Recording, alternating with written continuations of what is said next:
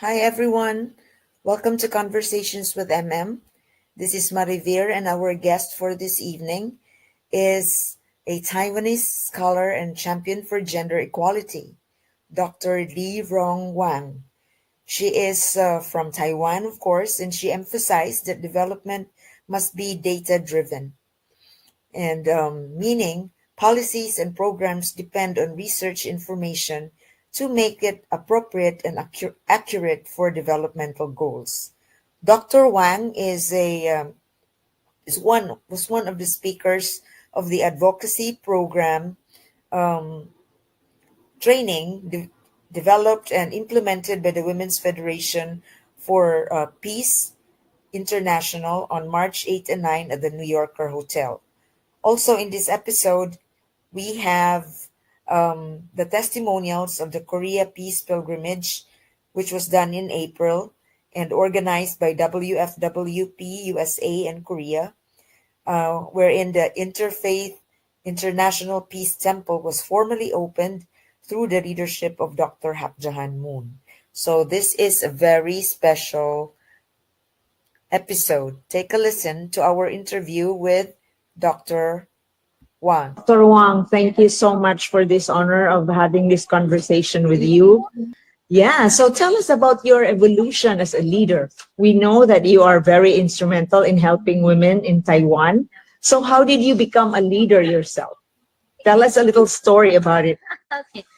I graduated from the UCLA maybe 3 years ago, Mhm. and I feel this is the way to help a woman just join the government kind of consultation job and NGO's job. So that's the way you have your way to help women to enrich her life. Oh, So nice. this is the commitment since I graduated from my PhD. Uh-huh. I'm gonna get back home and feel this is the way I can help myself to do something for others. Oh, nice. So where did you get your PhD from? Where did you finish? I I did understand New PhD. York or US? UCLA, Uh-huh. yeah, which is supported by government, and it's kind of honored to get this kind of scholarship. So I went to UCLA for 4 years to get my social welfare PhD degree, and since that, I feel how can we contribute society and help myself to achieve my dream Oh, to help nice of people you. in our society, particularly who are in the disability. I see. Yeah. So were you born in Taiwan, Dr. I was Wan? born in Taiwan and grew up from Taiwan, Uh-huh. and I also get degree from National Taiwan University, bachelor and master. I So it's a long way, but I'm so glad I can get a PhD from the UCLA. Amazing. Well, it's very competitive and very solid training in my career. So I would say that's great. Gratitude. Right. So tell us about the women in Taiwan and how you used this education, this highest form of formal education, to lift the conditions of women in Taiwan. What projects did you do and how did you do it? Yes, from my life, I can see how academic life can help women and how the kind of NGO style or consultative style of life, which all can help women. From my inside, then when you do a lot of research, you can have evidence-based approach to see what is the life, what is need of the assistance for the women in terms of their economic status, political status, or any welfare needs. So I have done a lot of research regarding what is the violence against women, what is the economic development, the needed. So this is the way to know the woman, and starting with my evidence-based approach research. And secondly, I have been involved NGOs, programs, all government consultative stages. We know the policy reality and help through the policy making and the NGO practice. So we all say, yes, academic work can help women through research, but don't forget, you also can go to the practice side Yeah. help women through programs, through the involvement, through policies making. So I have been a policy making involvement for a long time. So you are into policy research and you advocate this to the local legislators, for example? Yes. Yes. Oh, nice. This is the way we can help. Are you able to provide like a master class on collaboration with government officials or business sector? That's a good question. Usually in Taiwan, Yeah. in the academic world, how help the woman or help the practitioners. Mm-hmm. Yes.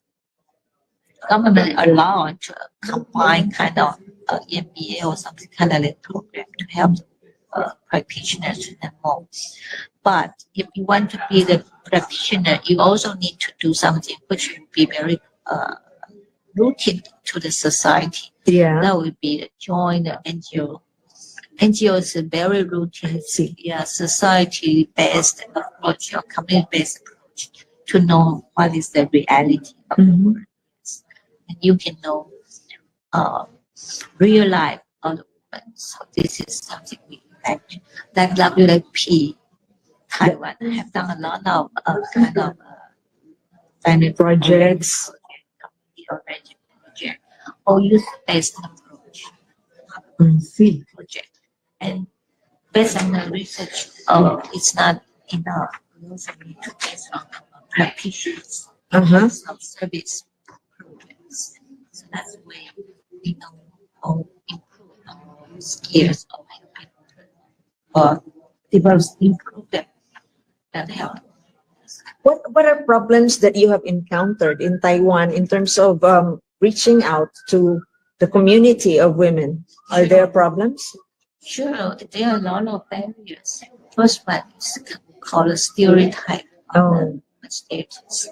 Taiwan's woman status is quite high. Yes. Well, within Asia, I know. countries.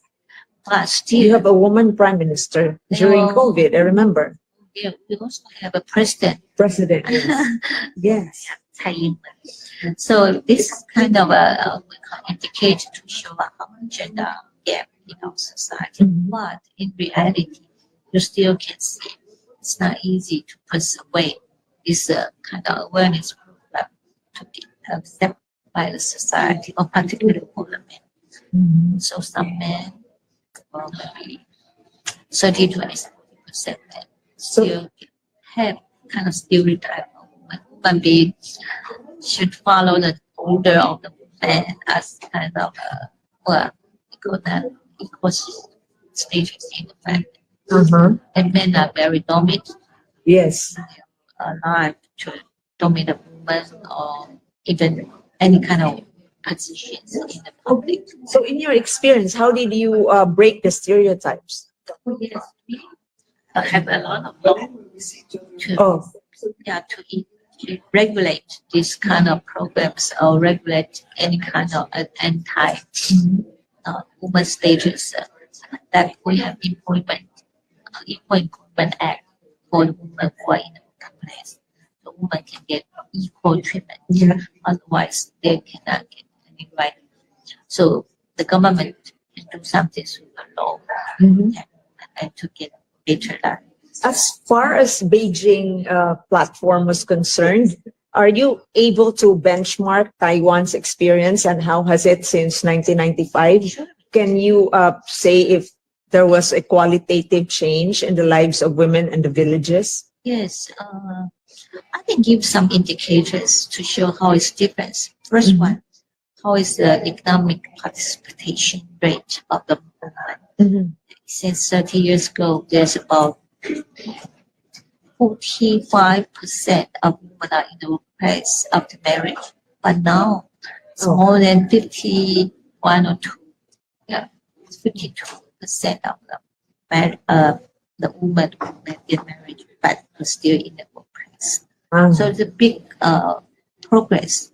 And secondly, consider wage gap. Yeah, 30 years ago, the wage gap about 25% or 30%. But now it's about 50% of the wage gap between men and women.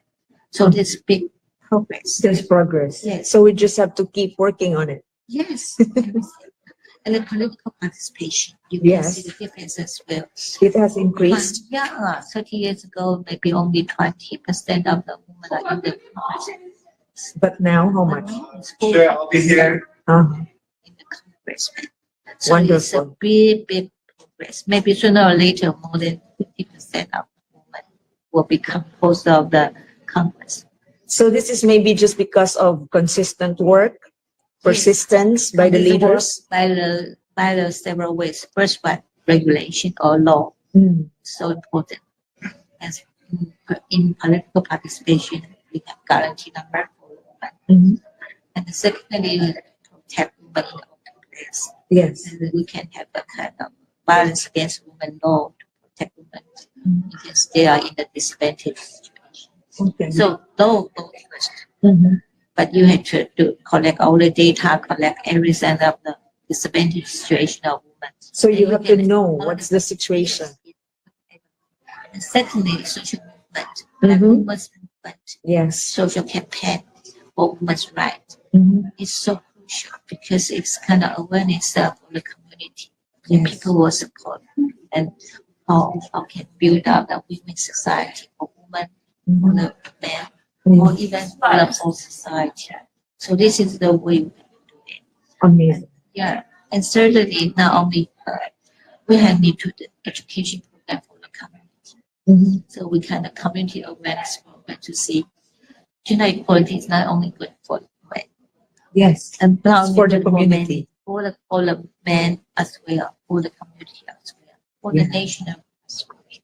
So that we come to here, this is for the status of the Taiwan in the international. Mm-hmm. So sometimes we come to kind of NGOs to participate international Conference. This is the way to get Taiwan's visibility, Yes. and the woman can be strong. It is. You are. We are. Make Taiwan visible. That's the way to help women, and the we can say achievement of women's status has been done.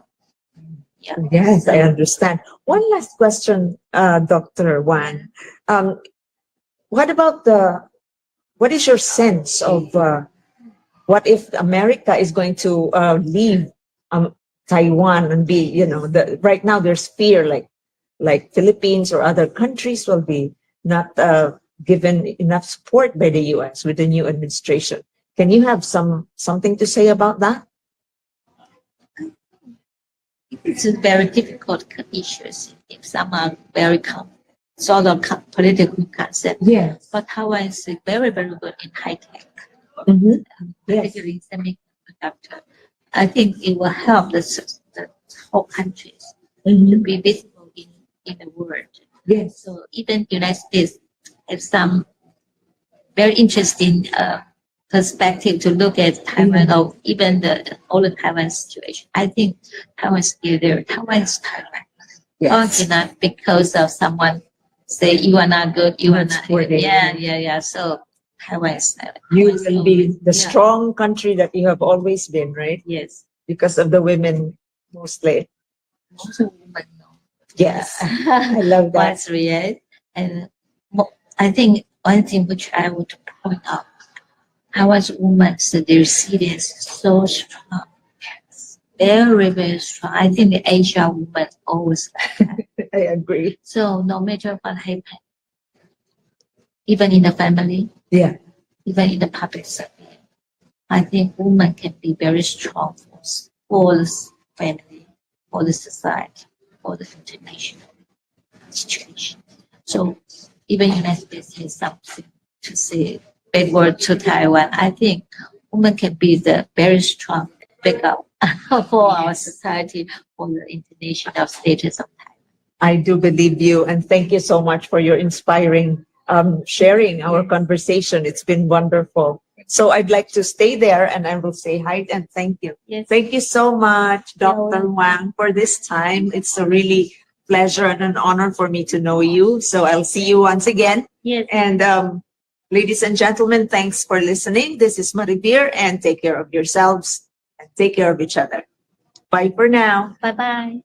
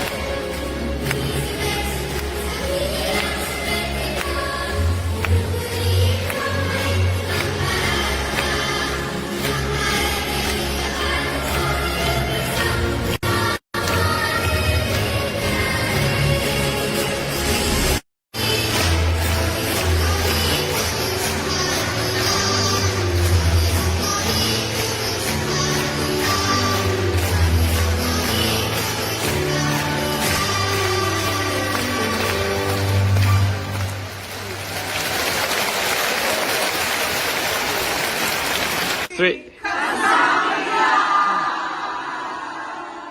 And 사랑합니다. One, two, three.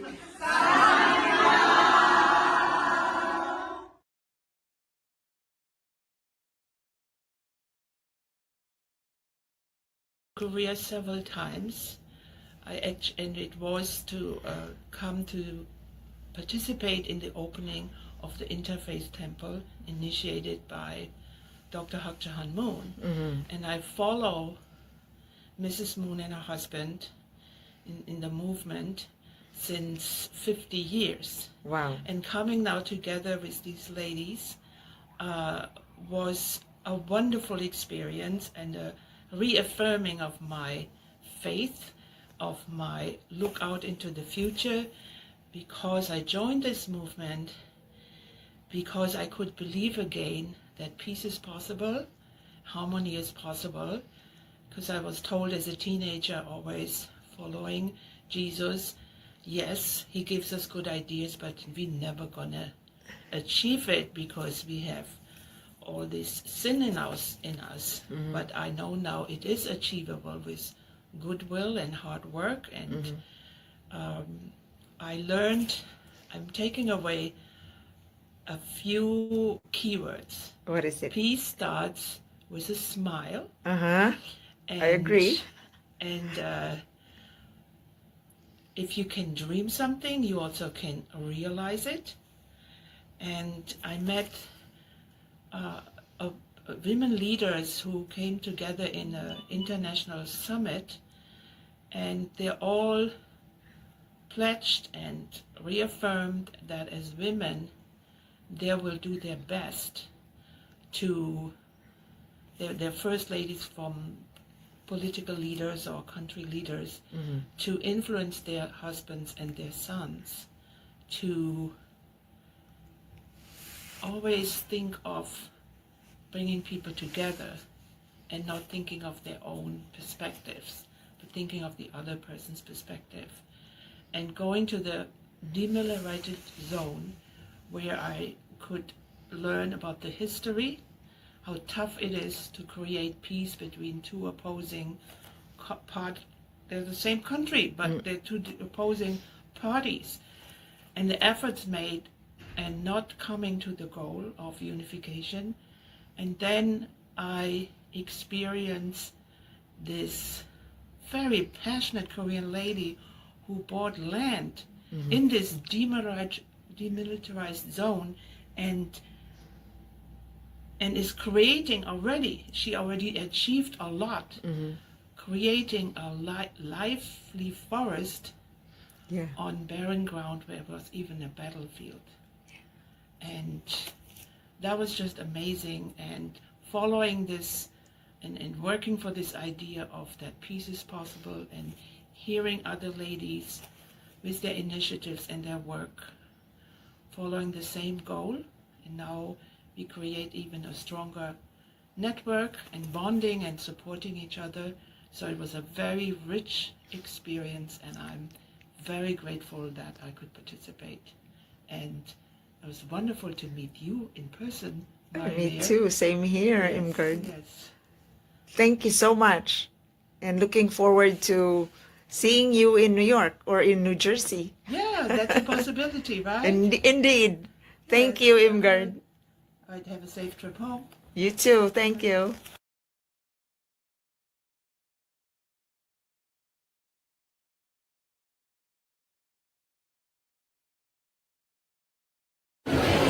Hi, Jana. Hi. Tell me about your impression, how you feel after attending this historic event. I'm overwhelmed with the spirit of love that I experienced in just the whole week, but especially this event. How did you find the show? Unbelievable, phenomenal, very impactful. I'm reflecting deeply on what I saw and heard. Very thought-provoking. Amazing. Oh, excuse us.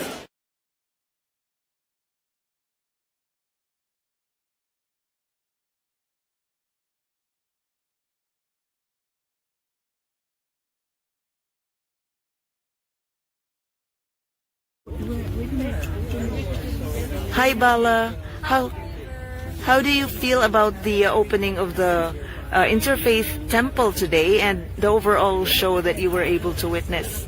Oh, that was a very interesting event that happened because for me, coming from a very different culture, from a very different religious, that was epic. I could know what is the history of Korea. I never knew that Japan conquered Korea from this event. I knew that, from the play that they did. So I knew that, like how Korean people suffered from all those stuff that's happening right now, but they still have hope. They are very resilient.